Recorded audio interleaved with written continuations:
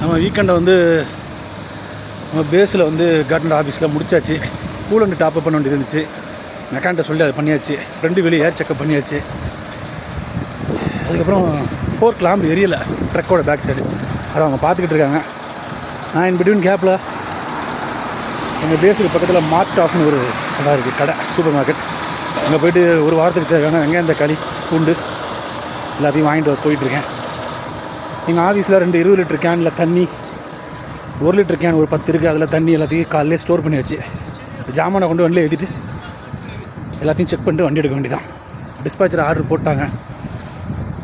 இது வந்து 10வது எபிசோடுக்கான ஃபஸ்ட்டு வீடியோ கிளிப்பிங். வெக்கேஷனை பற்றி கேட்டிருந்தாங்க. எங்கள் கம்பெனியில் வந்து வருஷத்துக்கு 1 மாதம் லீவ், அதாவது 25 ஒர்க்கிங் டேஸ் அஃபிஷியல் லீவ் உண்டு வித்து சேலரியோட. இதுதான் எங்கள் கம்பெனி ரூல்ஸு. நான் இன்பிட்வீனில் வந்து இங்கே ஓட்டுற ரொமானியா, செர்பியா டிரைவர்ஸ்லாம் 3 மந்த்ஸ் ஓட்டுறாங்க. கரெக்டாக 3 வாரம் லீவ் எடுத்துகிட்டு வீட்டுக்கு போய் வெக்கேஷன் போயிட்டு வந்துடுறாங்க. அவங்க வந்து இங்கே பக்கம் ரொமானியா, செர்பியாலாம் சிங்கனுக்குள்ளே இருக்குது, யூரோப்புக்குள்ளே. அதனால் அவங்க சௌரியமாக இருக்கும். நம்மளுக்கு இருக்குமான்னு தெரியாது. கடன் பிரச்சனைகள்லாம் இல்லை, கமிட்மெண்ட் ரொம்ப இல்லை அப்படின்னா 3 மந்த்ஸ் ஓட்டிட்டு 3 வாரம் லீவுக்கு ஊருக்கு வந்துட்டு வரலாம்.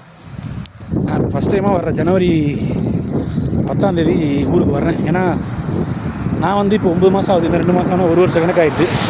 அங்கேயில் 8 மாதம், இங்கே ஒரு 3 மாதம் வேலையை முடிச்சுட்டு சரி ஃபஸ்ட்டு வெக்கேஷன் ஜனவரி 10, 2026 வந்து ஃபேமிலியை பார்த்துட்டு பொங்கலை கொண்டாடிட்டு ஜனவரிலேயே என் கல்யாண நாள் வருது. எல்லாத்தையும் முடிச்சுட்டு வரலாம். 3 வாரம் லீவு போட்டு வரலான்னு பிளானில் இருக்கேன். கம்பெனியில் அஃபீஷியலாக வருஷத்துக்கு ஒரு தடவை 25 ஒர்க்கிங் டேஸ் வெக்கேஷன் லீவும், கண்டினியூ 25 ஒர்க்கிங் டேஸ் வெக்கேஷன் லீவும் 1 மந்த் சேலரியோடு அந்த வெக்கேஷன் லீவ் வந்து ப்ரொவைட் பண்ணுறாங்க. இதுதான் எங்கள் கம்பெனி ரூல்ஸ். இன்றைக்கி 26 பாருங்கள். நம்ம டேக்கோவில் இப்போ கரண்ட் டைம் 8:19. ஏற்கனவே வந்து வேக்கிளுக்குள்ளே போன மாதிரி ஒரு வீடியோ போட்டிருப்போம்ல, அது வேண்டாம்.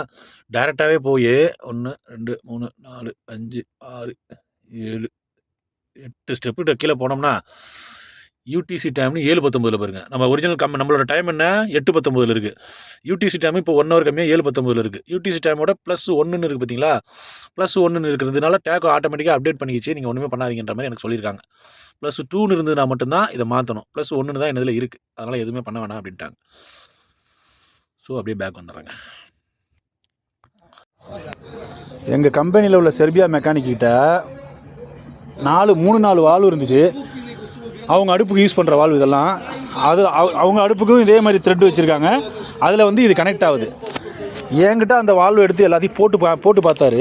எதுவுமே மேட்ச் ஆகலை. இங்கே பாருங்களேன், எனக்கு இருக்க அடுப்புக்கு மேலே இருக்கிற இது ஓகே தான். இதில் வந்து கனெக்ட் ஆகிற இந்த ஒரு பீஸ் மட்டும்தான் எனக்கு வேணும்னு ஒரு மெக்கானிக் சொல்கிறாரு. அவர் கையிலையும் இந்த மாதிரி ஒரு பீஸ் வச்சுருக்காரு பாருங்கள். இந்த பீஸோட இந்த வாய் இதில் சேரலை. இங்கே பாருங்க, எனக்கு வந்து இந்த த்ரெட்டு கொஞ்சம் பெருசாக, இந்த சைஸ் இல்லாமல் இன்னும் கொஞ்சம் பெருசாக உள்ளது இருந்தால் மட்டும்தான் நான் அதில் இதை அட்டாச் பண்ணிவிட்டு இந்த பக்கத்தில் வந்து நான் பெட்ரோல் பங்கில் ஜாயின் பண்ணிவிட்டு நான் கேஸை பிடிக்க முடியும்.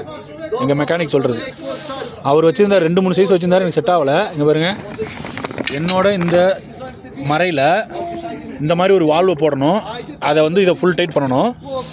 அப்படியே அடுப்பை எடுத்துகிட்டு போகணும் பேக்கில் வச்சு. கேஸ் பம்ப் ஸ்டேஷனில் இந்த பக்கம் இருக்கிற த்ரெட்டில் கனெக்ட் பண்ணி கேஸை ஏற்றிடலாம். இதில் இந்த வால்வுக்கு வாயில் பத்தலை. ஸோ இதோட கொஞ்சம் பெரிய சைஸ் உள்ளது வேணும் எனக்கு தேவை. இந்த பாருங்கள், இதை விட கொஞ்சம் பெரிய சைஸ் உள்ளது வேணும். இந்த சைஸ் உள்ளது எனக்கு பத்தலை, ஏறலை.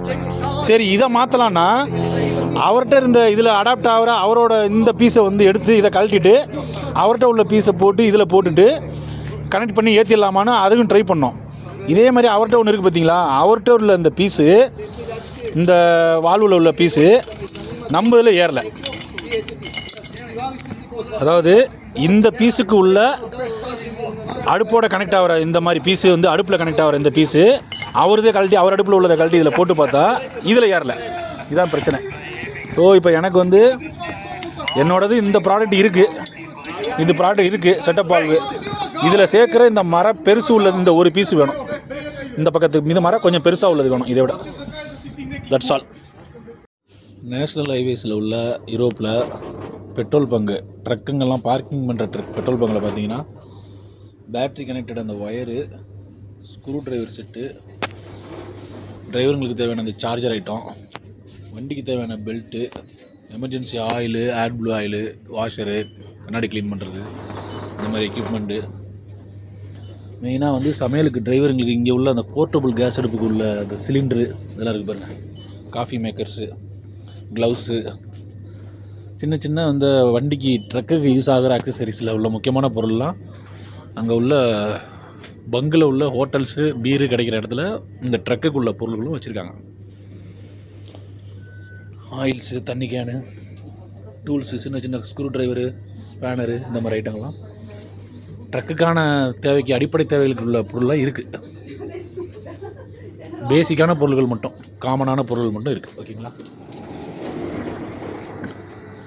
நாம் இப்போ ஜெர்மனில் இருக்கோம்.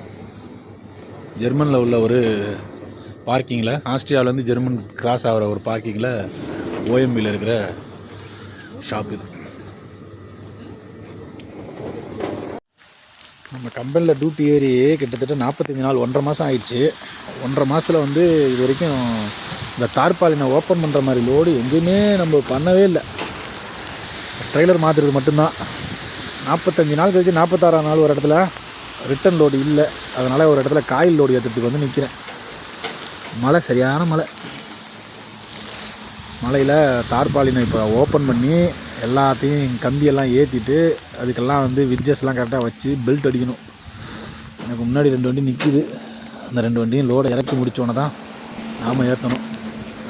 1.5 மாதம் கழித்து இன்றைக்கி தரமான சம்பவம் இருக்குது. நம்ம செல்லக்குட்டி வெளில நிற்கிது. ஏன்னா என்ன பிரச்சனைனா, நம்ம ஹங்கேரியில் இது வரைக்கும் வந்து ஏசி வண்டி ஓட்டணும், ரெஃப்ரிஜிரேட்டர் வண்டி. அங்கே இது ஓப்பன் பண்ணுற வேலை இல்லை.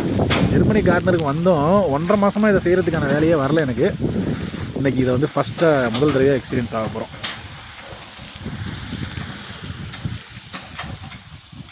எல்லாம் ஒரு அனுபவம் தான். எல்லாத்தையும் சமாளிப்போம். என்ன சொல்கிறீங்க?